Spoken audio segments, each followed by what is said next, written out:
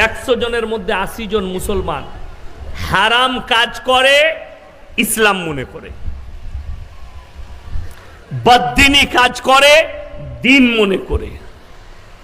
100-র মধ্যে 80 জন মুসলমান নামাজ পড়ে, দাড়ি রেখেছে, টাকা হয়েছে, মেদিনীপুর টাউনে বাস করে। বলে মৌলবীরা কি জানে, আমরা শিক্ষিত লোক, ও অসুবিধা নাই, ছেলের কেক কেটে জন্মদিন পালন কর। তারা আমাদিকে ফলো করে না, তারা ফলো করে ফেসবুককে। তাদের হাদিস হচ্ছে ফেসবুক, তাদের হাদিস হচ্ছে ইউটিউব। এটাই কষ্টের বিষয়। তুমি উলামাকে ফলো করো না। শিক্ষিত সমাজ নিজের ব্রেনের তারা মশলা তৈরি করে, তা না হলে মুসলমান কখনো এই আকীদা রাখতে পারে?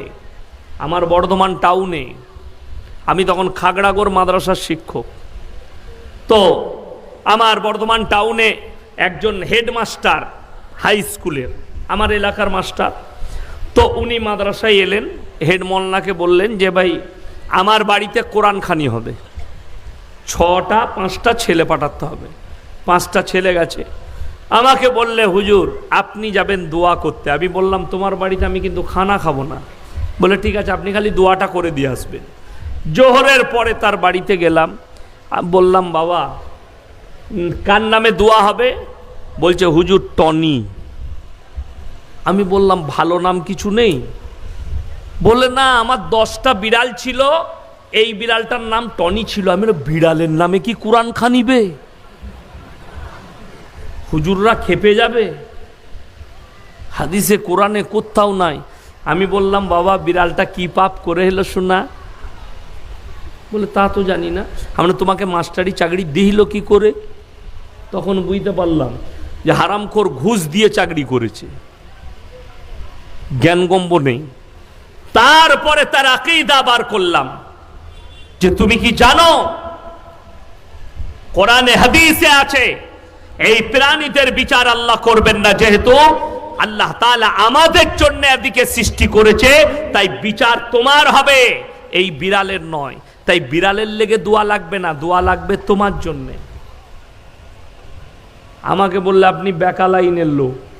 আমি বললাম তুই জিলাপি হুজুরের মুরিদ, তা না হলে এই কথা বলতে পারবি না। বিড়ালের লেগে, কুকুরের লেগে, গরুর লেগে, এর লেগে দোয়া, এর নাম হচ্ছে শুনেলেন এ তো মাস্টার হয়েছে, ডিগ্রি নিয়েছে, কিন্তু দিন না থাকার কারণে এই পাপ কাজ করছে। দিনী ইলম নাই, দিনী জ্ঞান নেই, বাড়িতে ইসলামের চর্চা নেই। খোঁজ নিলাম হারাম করে 1 ওয়াক্তেরও নামাজ পড়ে না, জুম্মা পর্যন্ত পড়ে না। সে বলছে দোয়া করে পার করিয়ে দাও। বিড়ালের লেগে দোয়া। এরা মরে গেলে এরা বলে আমাদের লেগে হুজুর দোয়া করে দেন, মিলাদ পড়িয়ে জান্নাতে চলে যাব। আর আমরা আছি, আমরা দোয়া করে দিই আল্লাহ এদিকে জান্নাতি করে দাও, চলে যাই। আপনাদিকে কোরআন শোনাবো একটা একটা করে, আমাদিকে দাওয়াত দেয়। কি হয়েছে? বলে মেদিনীপুরে হাই রোডে অ্যাক্সিডেন্ট হয়ে মারা গেছে আমার ছেলে, হুজুর দোয়া করে দেন। আমিও এলাম, মিলাদ পড়াবে, দোয়া করব। আল্লাহ তুমি তার ছেলেকে অ্যাক্সিডেন্ট হয়ে মরেছে, তাকে তুমি শহীদের মর্তবা করে দাও, তাকে তুমি জান্নাতুল ফিরদাউস দাও। দোয়া হয়ে গেল, খানা খেতে বসে। কি করে মরল বাপ? হুজুর 3 বোতল মদ খেয়ে অ্যাক্সিডেন্ট করেছে। আমরা তোবা তোবা, কাকে শহীদের দরজা দিলাম আমি? কথাটা বুঝতে পারেননি? এই হচ্ছে আমাদের আকীদা। মদ খেয়ে মর, গাঁজা খেয়ে মর, বেঈমানি করে মর, কুফরি করে মর, সুদ খেয়ে মর, শিরিক করে মর, মুশরিক হয়ে মর, অসুবিধা নাই। হুজুররা দোয়া করলেই জান্নাতে যাবে। তোর হুজুরও কেলানি খাবে আর তুইও খাবি। কেন? কোরআন খুলেন, আমি বলে দিই আপনাদিকে। বুখারী শরীফের রিওয়ায়েতে আছে, আল্লাহর হাবিব সাল্লাল্লাহু আলাইহি সাল্লামের কাছে খবর এলো, ইয়া রাসূলুল্লাহ আপনার চাচাজান মৃত্যুশয্যায় আছে। নবীজি গেলেন, চাচাজানকে বললেন, চাচা একবার খালি কলমাটা পড়ে নিন, আমি আল্লাহর কাছে কেঁদে কেঁদে আপনার জন্য ক্ষমা চাইব। কে বললেন? নবীজি নিজের চাচাকে বলছেন।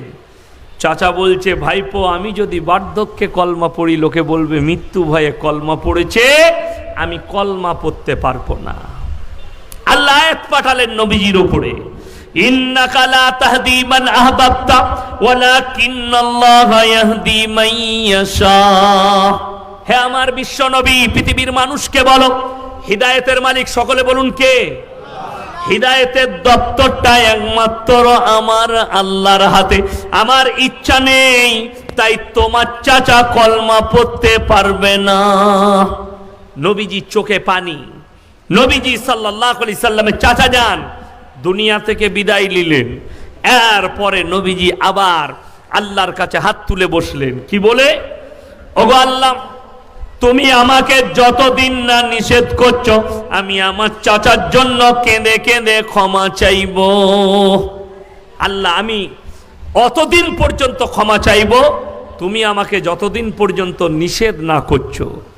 আমার আল্লাহ রাব্বুল আলামিন আবার আয়াত পাঠালেন, নবীজির কাছে জিবরিল আমিনকে পাঠালেন, হে আমার নবী শুনে নাও, মা কানা লিন নাবিয়্যি ওয়াল্লাযীনা আমানু আইয়াস্তাগফিরু লিল মুশরিকিনা ওয়ালাউ কানু উলি কুরবা।